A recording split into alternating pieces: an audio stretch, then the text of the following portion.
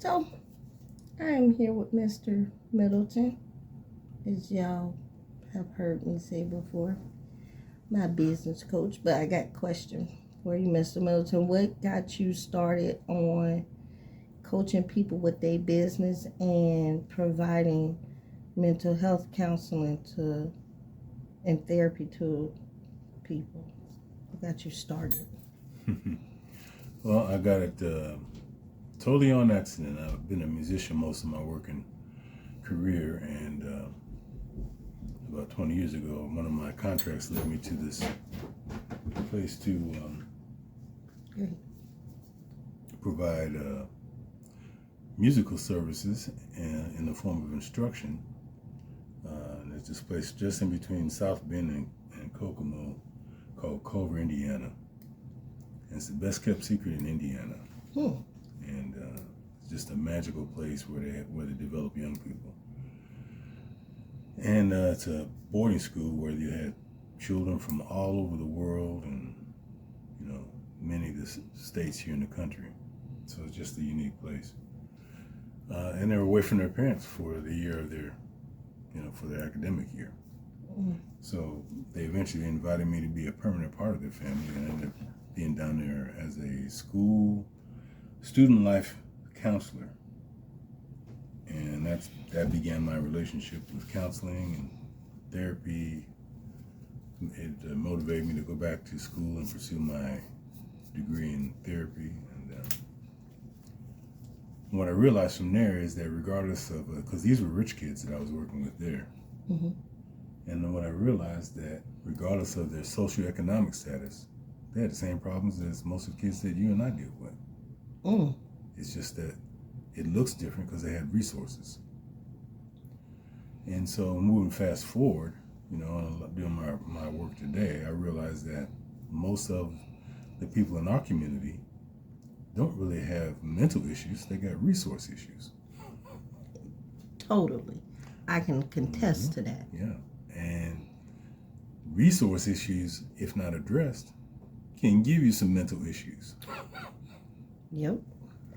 And that's why I partnered with the Indie Black Chamber of Commerce under the leadership of Larry Williams and Anita Williams, one of the hardest working couples in the city in terms of trying to improve the quality of life for the racially demographic Black population. I agree. And this program is just one of many programs that they've worked hard to be able to get resources for, to combine mental health strategies with business strategies, because they're both connected. Your business is a reflection of your mental state, and your mental state has a direct impact on the quality of your business. So learning how to identify that and learn effective strategies to address the stresses that come with running a business is important. Yeah, when we got started, a lot of my stresses and mental health starting to show mental health issues was because of the lack of resources for my business. Me not wanting to give up, because it's this business owning can definitely make you feel like you might be going crazy, trying to figure out how you going to be this great person that you know you already are. And so from there, I do agree. It's pretty stunning. So when working with the Indie Black Chamber of Commerce, if somebody wants to receive your help, how would they go about that? So the usually what happens is a lot of it comes from the other programming that the Indie Black Chamber does, and this is one of the byproducts of becoming a member. As okay. It's okay, got it. One of the difficulties for the Black Chamber is just getting full support from the community that it's representing. Your black chamber is only as strong as the community that supports it. Right. It's not a self-funded organization. It's a community-funded. It requires support, active support from the members that it serves. Right. And so they have to keep fighting that perception issue, in our community, because we're not naturally supportive of each other for a lot of historically psychological reasons, which is part of the work that I do in addressing that. Well, I know it. When I heard of the Indie Black Chamber of Commerce, it was me trying to seek out ways to meet and network with people. Mm-hmm. I had went to the gala, the She event, mm-hmm. where they was basically giving props to black men in our community. Yeah, I was part of that. And that's where I met you at. Mm-hmm. And you are the reason why I learned about the Indie Black Chamber. I never knew that it existed. And that's the thing, communicating and finding out where these aspects are and who these people are is not real easy. And it's sad to say that it's like a well-kept secret. Mm-hmm. It's like it's like a lot of people are trying to keep it a secret when it should be told to people in the community that it's available. Now, when we first really got started, it was for helping my son with his mental health, which was causing me stress with my mental health. And you helped me there in both places. So now me and him both have the help that we need. Which is awesome. So I will say, you guys, you got to stick to, it's like being a part of a tribe. Yes. Yeah. And helping the tribe succeed and grow. And so when you went up to the boarding school, even though they were financially, what I don't call rich, I call financially stable, because as my one and only, what I call lyricist, mental lyricist, Andre 3000 say, rich is around the corner from the curb. Mm-hmm. So, I just think they're financially stable. Mm-hmm. What was some of the biggest concerns that they were having that you also see in young people who are unable to get the resources? Yeah, the same type of problems. They had drug addiction problems. They had self-identity issues. They had mommy issues. They had daddy issues. The same stuff. But they get the benefit of perception. Whereas because of their last name, where they come from, who their parents are, they get the benefit. Or the amount of money they have, they get the benefit of looking like they don't have those problems. And if they do have a problem, it's not looked at as a personal attack on or a personal disparagement on the kid. It's he needs help. Whereas our children, because of the lack of benefit of perception, we don't get the benefit of the doubt. They're bad kids. Yeah. Whereas so one group needs help, the other group needs consequences. That's crazy. Because that's what happened too. And then a lot of our young men, oh boy, you will be surprised. A lot of our young men end up in jail off of lack of resources. Yeah. It's not that they did it because they had everything that they was given. They needed something, so therefore they expressed themselves in the wrong light. I'm going to foul this.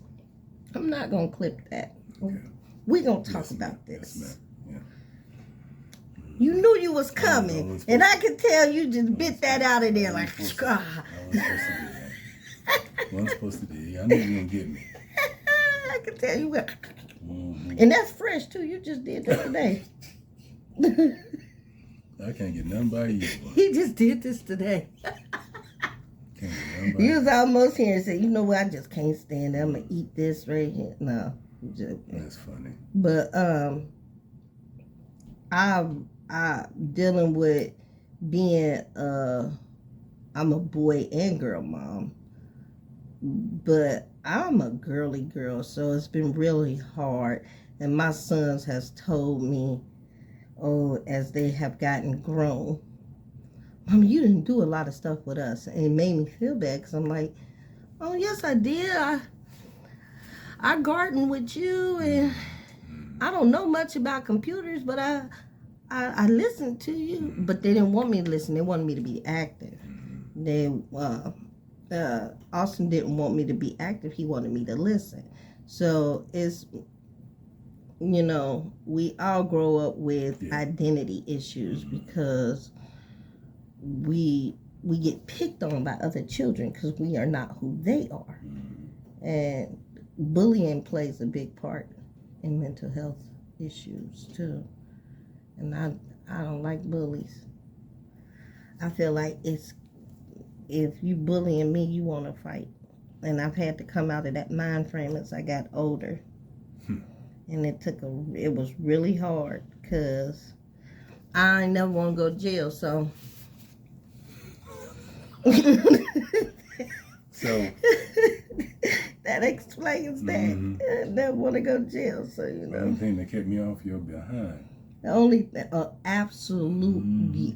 thing that kept me mentally from not committing any acts of violence is I don't want to go to jail. As far as any other crimes, I also don't want to go to jail. So I seemed like a punk as I got older. I beat everybody up before I turned 18. After I turned 18, I knew I could go to jail, so I didn't do nothing. You started thinking smarter. Yeah, I was smart in the first place. I just beat you up while we kids. No, but that fight or flight is basically what I'm talking about. As our young men get older, they really are with that. I'm a fight instead of fly away, and it gets them in a lot of trouble that they don't really want to be a part of, but it's testosterone. It's the pride of man. Do not test me. And I just wish our young men had more chances. So what do you think could give a young man of today more chances in our in growing in this community? Well, I'm really promoting a different way of thinking. What most people aren't aware of is that as it pertains to our community in particular, is that we are at what's the word I'm trying to say? You know how a bowl gets full and it can't hold, the container can't hold anymore? Our community cannot hold any more trauma. No. Our trauma bowl is overflowing, and the faucet of that trauma is coming directly from racism. And so the challenge with that is that we have a collective misunderstanding about what race is and what racism is, that we can't recognize the attack.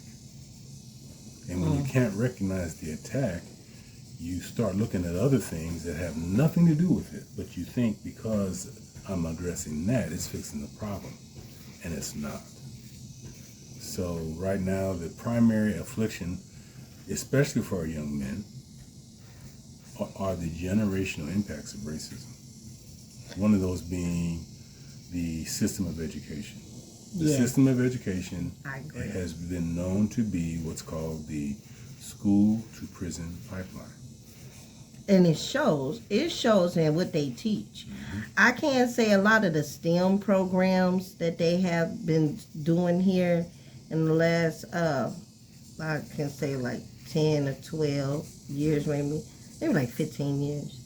The start of that has definitely gotten our kids ready for more of a work life. Yeah. Because I know Winter and Austin both in school took some financial classes teaching them about credit, which was not there when I was a kid. When I was a kid, I put this up here and it's starting to come down. I tried, I was being innovative. Yep. But, let's see. Yeah. But when I was a kid, we didn't learn nothing about finances. We learned what you said, straight from the school to the jailhouse, or from the school to the factory line. You learn how to clock out and work like a slave, just in a factory setting. And I'm against that. I've always wanted to own my own business. And so when it comes down to kids coming up these days and they want to be their own businessman or businesswoman, but yet, they don't have the mental backing from their family. Like, how can they go about gaining some of these knowledgeable acts? Because sometimes it's not that they can't just get on YouTube or something and look it up. It's that they don't have, their parents don't see past the working slave mentality to even give them the credibility to be like, yeah, you can do it. Go baby, go. Be that cheerleader. It's football, basketball, or go work at somebody else's job. How do they get past that? Well, they won't do it on their own. You're only going to have a handful of kids who have that special something in them that makes them go the extra mile, even under adverse circumstances. Those kids are going to be okay regardless. But most of the kids aren't going to make it without a structured, systemic approach to their childhood development. And that's on us as adults. Go ahead. That's on us as adults. So, we can't leave it to, hopefully the kids will figure it out. If you're an adult and you care, but you have the charge of youth, your children, you're going to have to step your game up and provide that pathway of knowledge for success for your children. It's just not going to happen. I've met some kids with some toxic parental relationships, and I mean toxic parental relationships, and it's just baffling that they had this issue. Right. On the other hand, and with the Seasoned Sisters, when my girls was younger, and I was first teaching them how to make soap and how to make body care products, I would take and teach other little girls. And then my son, he grew, and he still does grow a lot of our products and a lot of our food. This year he took a break, as you can see from my garden out front. The only thing I got going on in my garden this year is scoot your arm back just a little bit, thank you, is strawberries, raspberries, blackberries, and things like that. And living in Indiana, being a food desert, the struggle to figure out how you're going to eat every day is also something that mentally devours a child's brain. I mean, devour it. Because they're so hungry that they don't know what to do. And then some of the food that come from the food pantries are, it's old. Yeah. It shouldn't even be at the pantry. It should be in the trash. And what you feel about that? Well, like I said, all of this comes from lack of resources. So, you know, when you mention the toxic relationships, the toxic parenting, these are generational curses. Yeah, they are. And there's a author and activist I like to quote, or I frame a lot of my platform off of the work he's already created, which is who is Dr. Claude Anderson, who wrote the book Powernomics, the prescription for Black America. Mm-hmm. And he gives us the formula for having a successful community. So the formula for success is out there. It's not rocket science. It's not a hard task to figure out what will it take for Black America to be great, because the information is there. The biggest problem is the psychological limitations we have been conditioned to that prevents us from doing it. Okay. So his definition for a community is this: an actual community is one that can get at least 95% of its quality of life needs met within its community before it needs to go outside to get them met. So that those quality of life needs range from education, employment, banking, health, housing and loans. You pick the quality of life. I'm not talking about basketball and music, because we don't need those things to survive. But we need utilities, we need food, we need employment, we need education, we need all these things that everybody needs to make it. Well, every other culture but our culture.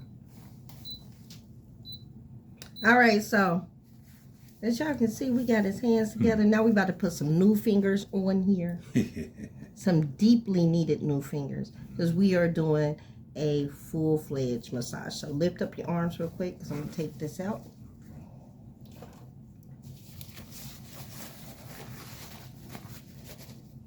You can rest both arms here. Yep. We will get started. Okay.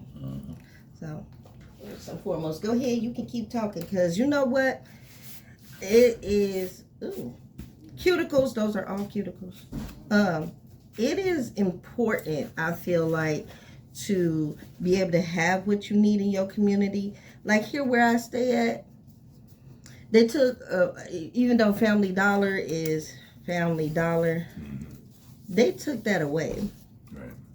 It did provide food, and now we have none. We had that Dollar General on the corner, but they're talking about closing that soon too. We don't have, they closed our Kroger's that was up the street, so we don't have that. Walmart down the hill, there's not a bus that go to Walmart. There's no bus that goes down there. So now you also don't have transportation to get to the nearest store neither. You need to walk. And it's being put in people in the world of not having, still not having. And when you don't have that starts a lot of issues where, you know, kids are now trying to figure out what they are doing. So today I'm going to be using this vitamin D selection here. You see it? And so he'll be getting the orange and honey, but we will use my massage oil here with my magic work to get his hands all tidy. But we're going to use the scrub out of this pack. And probably the mask, but the hot stones is going to be used with that. So this is how it looks. We're not using this tablet because we're not putting it in the pedicure water.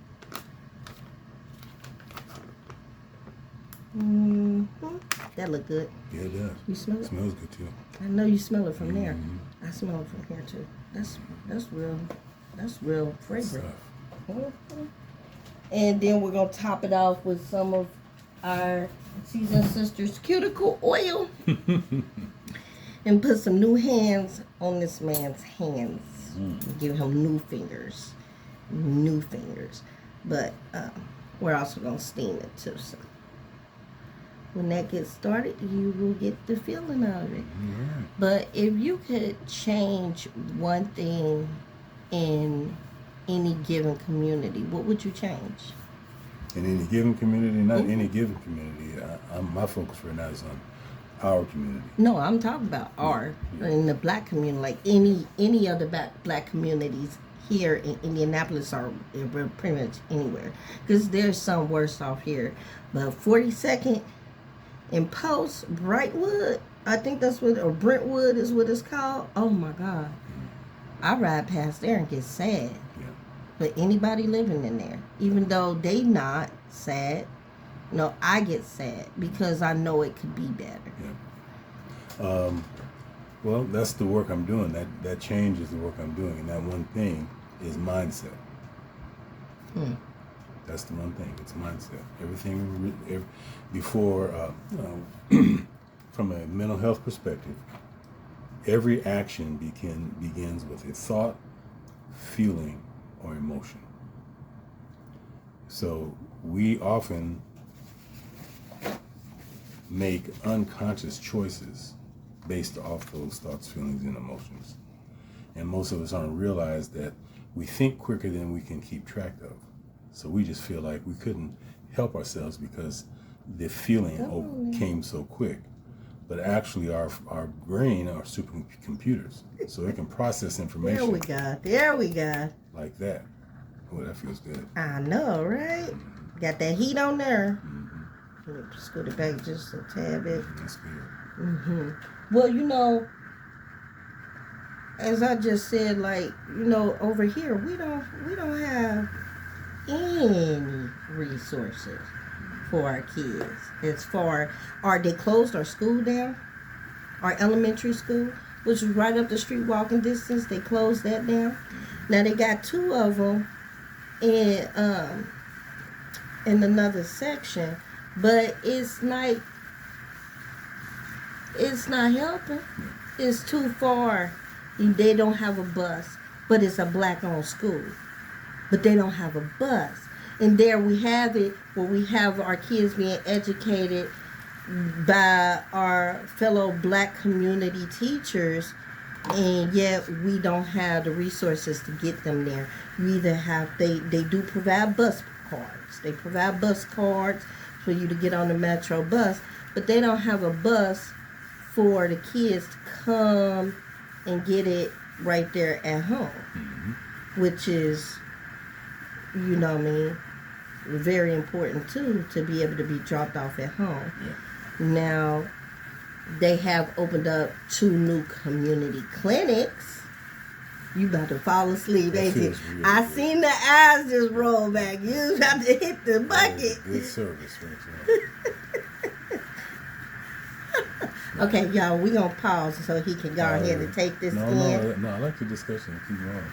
Well, all right, if you're really willing to discuss it, we will continue. But, like we got the new Eskenazi Community Wellness Center. Austin goes there.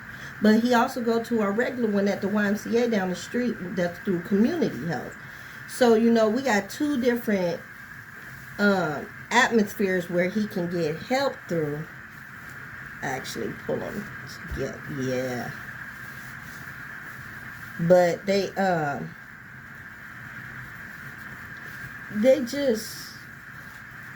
took the food away. You know what I mean? Of course, you're going to have more people with issues and they're not able to eat.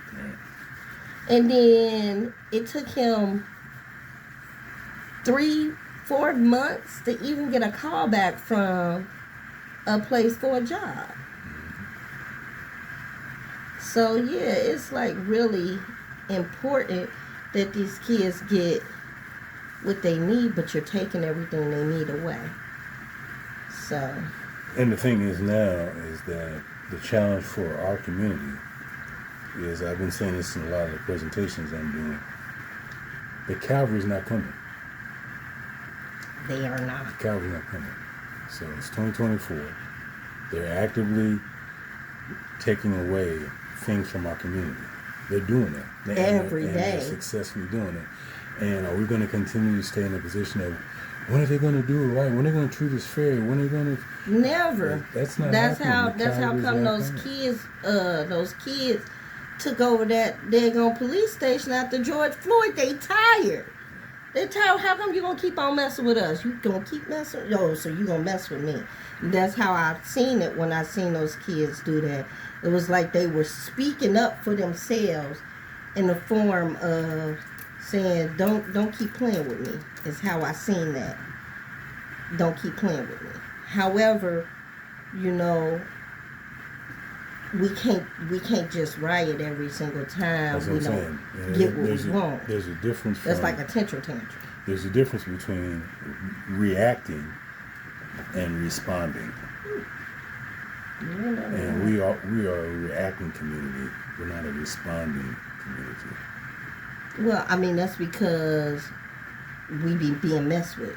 You keep on messing with us. We was good until you mess with us. And a lot of the lawmakers be like, it's the crime in the area. You keep taking stuff, the crime gonna get worse. Yeah. Like, but there's that cliche, first time, shame on you. Second time, shame on me. And for the black community, it's the 100th time. And we keep going for the okie doke. So it's time for us to, that's why I'm saying, change our mindsets. We have to change. What was I watching? Oh, it's so crazy you say that. I was just watching something the other day. I want to say Django. I was watching Django, and you know, he was trying to get his wife. And he got freed by a German man. Right.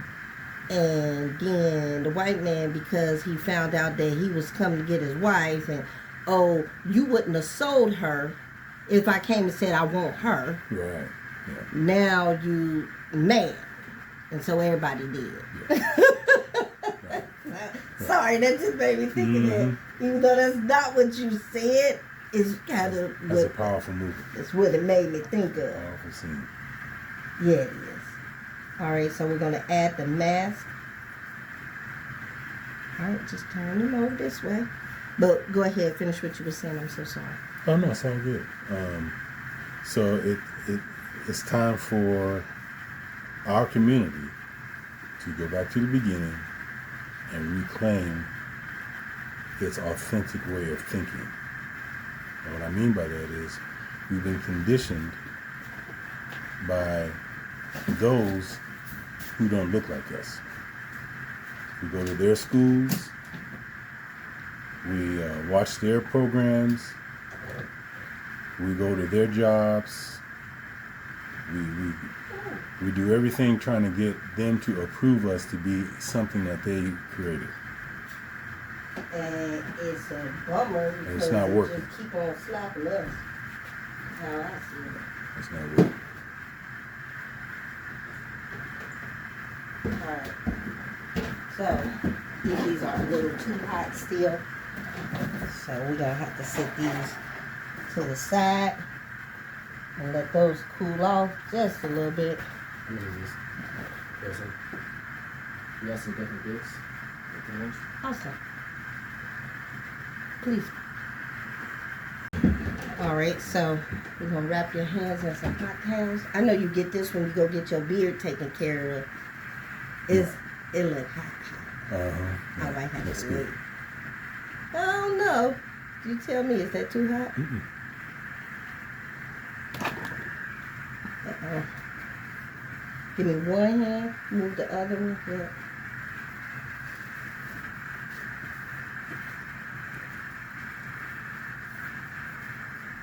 All right, y'all.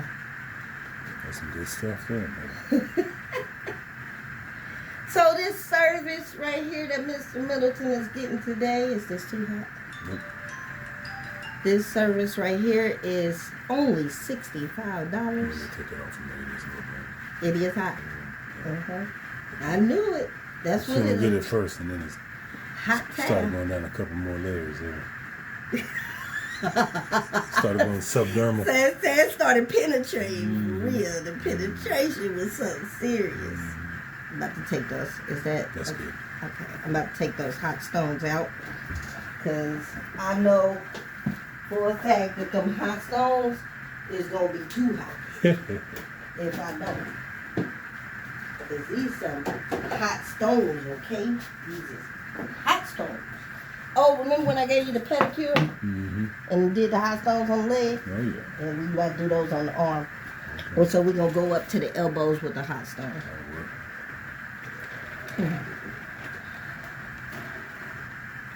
But this world, everybody in it could benefit from a little separation, but Separation of the culture groups. yeah, just a little bit. But Well, it will work best as a blend. Well, If respectfully. that is the okie doke that Black America has fallen for. What, that we should be separated? Black America is the only group that's trying to practice integration. I know. That's why I Black- said we could Black definitely America's use only some group separation. trying to practice integration. The rest of these groups, they are supporting themselves first. They support themselves first. We're the only group not doing that. We're taking our money and sending it right back to them, but it's not reciprocal. No, it's not. So we have got to stop being so their ice is colder and start supporting each other. Dr. Claude Anderson says that one of the components of a successful community is a dollar circulation, and a dollar circulation must be at least 8 to 12 times before it leaves your community. Now, I'm sure you've heard the statistics, Yeah. but the dollar in our community barely lasts 6 hours. You can't get financial, wonder why. you can't get economic respect from others if you don't economically respect yourself.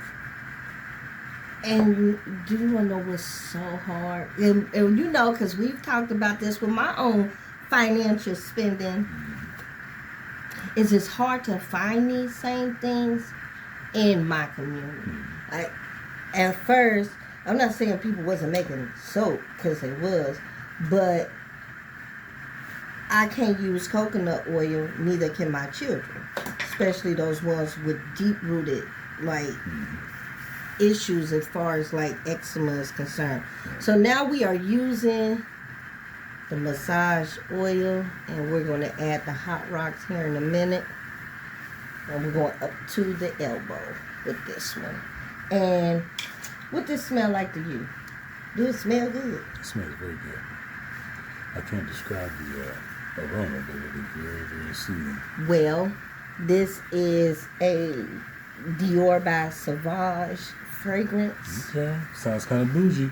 It is for my men, y'all. I get bougie for the men, y'all. Bougie. He gotta smell good. And when he leave this shop, he ain't gonna smell like a woman and smell like a man. And all, you know how the ladies is at school. Okay. Y'all, he can't come to my school no more. He gonna drive all the ladies crazy at my school. Every time he walk in, their eyes get the bulging out the back of their head. Because he's a handsome man. And so they be like, "Ooh, girl, who is that? That's your uncle." Girl, no.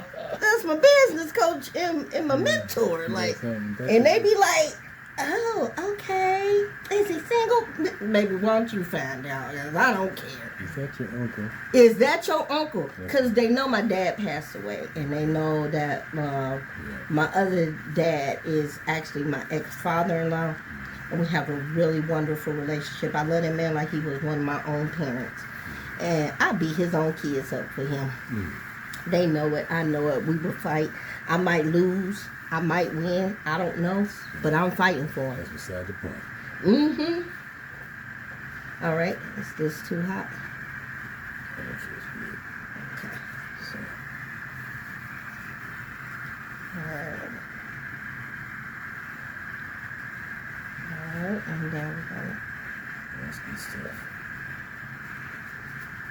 You can't get this at the school. Yeah, sure can. But it's a wonderful thing to have parents, though. Too, I feel like a lot of these kids' issues is rooted with parental guidance. Like you said, whether rich or poor, kids have problems with their parents. Mm-hmm. And I have some kids who got problems with me, and I'm a present parent. But those be the problems. Because I'm present, that's the problem. And then the kids who don't have parents, they got problems because they don't got the parents. So it's like no matter what you do as a parent, it could go so bad. It could be so wrong. Very thankless job. It can be wrong that you're there, and it can be wrong that you're not there. Yeah. So it's like, really, you get this life where you're appreciated, unappreciated. Where you're unappreciated, appreciated. Because it'd be some point in time, they'd be like, you know what, Mama, I love you. I'm so happy you my mama. And then every parent got that one child that absolutely freaking adores them. And luckily, I got a couple of those who absolutely adore me. And then I got some who like, listen, lady, I like you. I love you, but I don't like you. And I be like, so? I don't like you.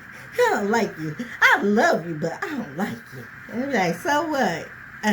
I just like all y'all equally. I remember they used to fight and argue about that one. Mama, who's your favorite child? I just like every last one of y'all equally. I equally dislike all of y'all. But that's funny. It rolls in that world of no matter what you do, the stress of your community is going to weigh down on you to where you have to blame somebody. Yeah. And not all the time do you blame yourself.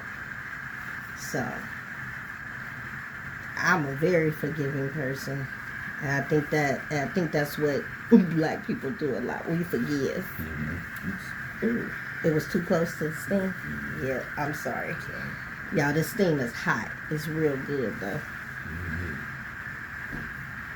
All right, y'all see these new hands this man got? I'm going to turn off the steamer so we can...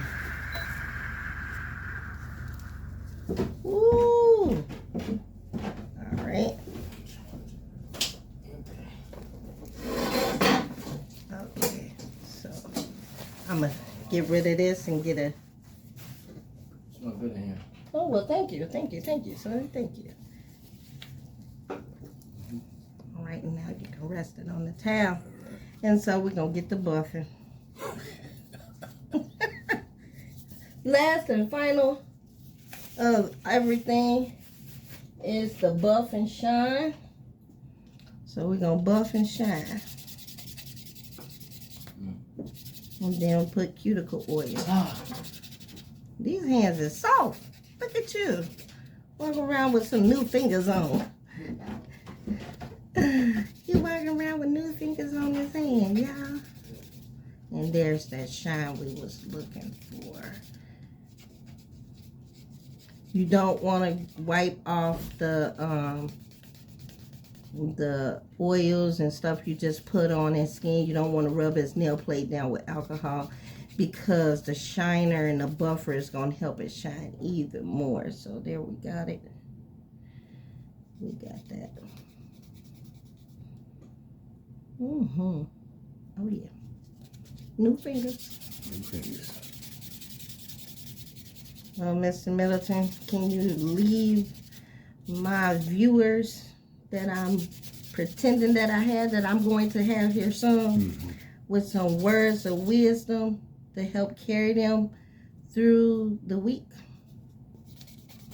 Well, we got the election coming up in less than 70 days. And especially for our young people, this is going to be a generationally consequential election, either way. And one of the primary issues about the vote affecting our community is that we're in conflict with each other about the very thing that's afflicting us. And because we're not on the same page about that,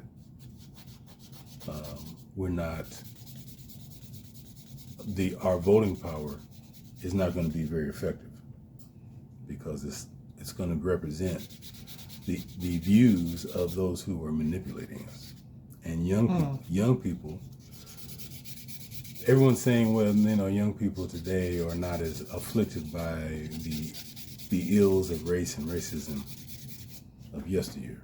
It's just not true. Statistically, it's not true. And we have our young people who are being impacted and don't even realize it. So what I would encourage viewers to do is challenge yourself to increase your self-awareness about what's going on around you. And don't take your information from agenda-filled sources. Say that again. Don't take your information from agenda-filled sources. Agenda-filled sources. That's some words of wisdom. Now that's some words of wisdom. Don't take it from agenda-filled. So I'll give you an example of that. One of the roles I serve is as a mentor in school systems. And I was in a classroom of 6th graders, and I just casually said, update. Go. You're here.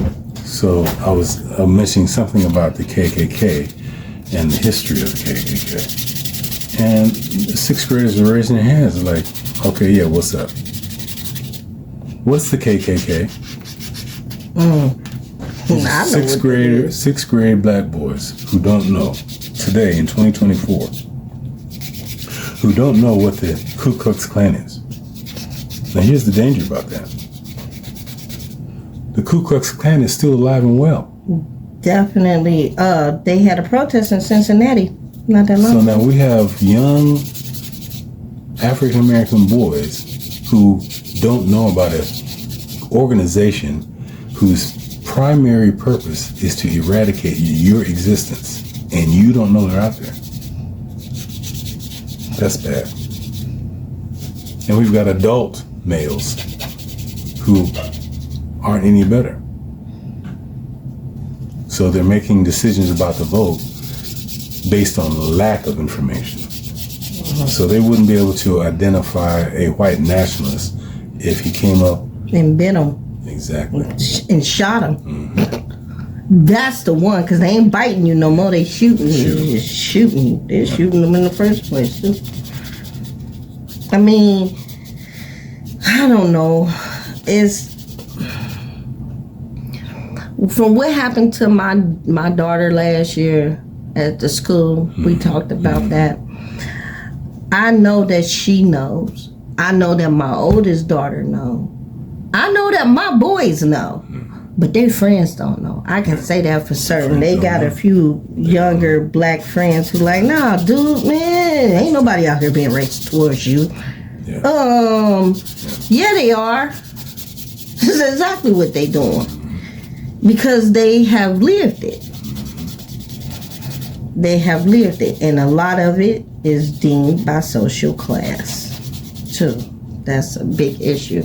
For some reason, if you have a little more money as a black person, they don't treat you like they treat you like you are somewhat, not all the way, not quite, not all the way, somewhat. But you one of the good ones. Yeah, you one of those smart ones. That's it. You one of the smart ones. You had to do some sort of Bojangle dance.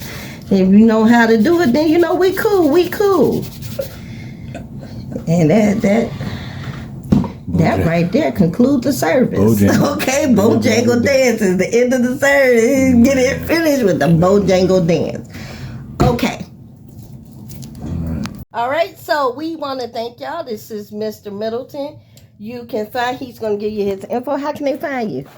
You can find me on my website, on Facebook for sure, but my website, George Middleton -consulting.com. Consulting.com. Don't forget to get consulted.